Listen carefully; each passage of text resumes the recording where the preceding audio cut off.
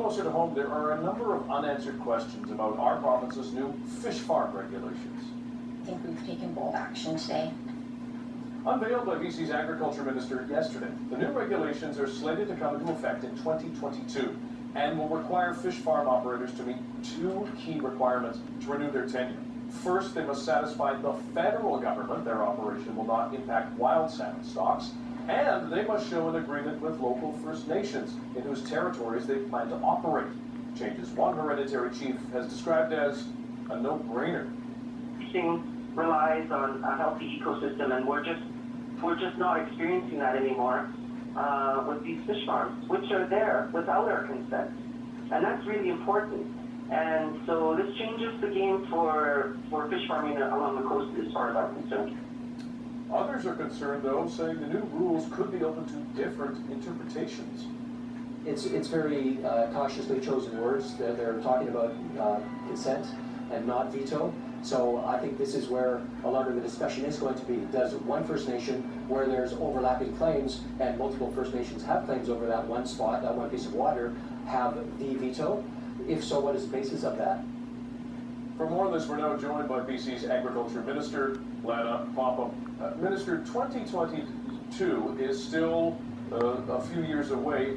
How many of the fish farms that are out there would you currently say are meeting these requirements right now?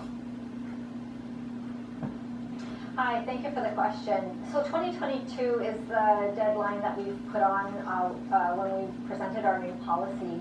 It's a provincial policy, and the actual number of agreements I don't have at hand, but I can say that there are a substantial amount of agreements that are already in place. Now, fish farms will need First Nations consent or agreement to operate in their territory, but your office has stopped short of calling this veto power. Will First Nations, though, have the final say when it comes to allowing fish farms to operate in their territory?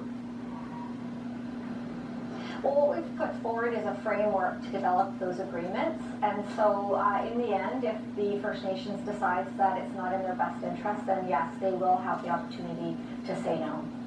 How is that not then simply a veto power?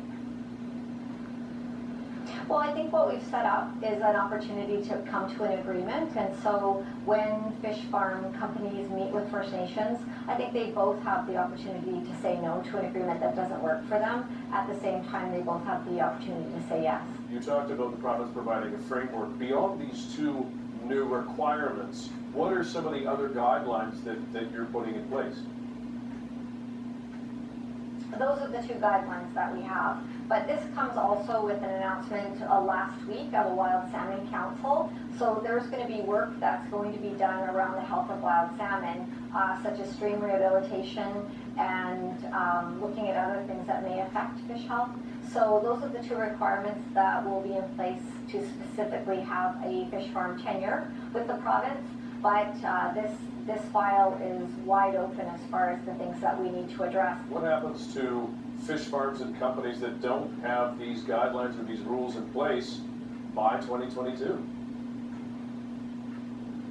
Well, if the two tests are not met, then they will not be operating in that area. Minister Lana Popham, thank you for your time. Thank you.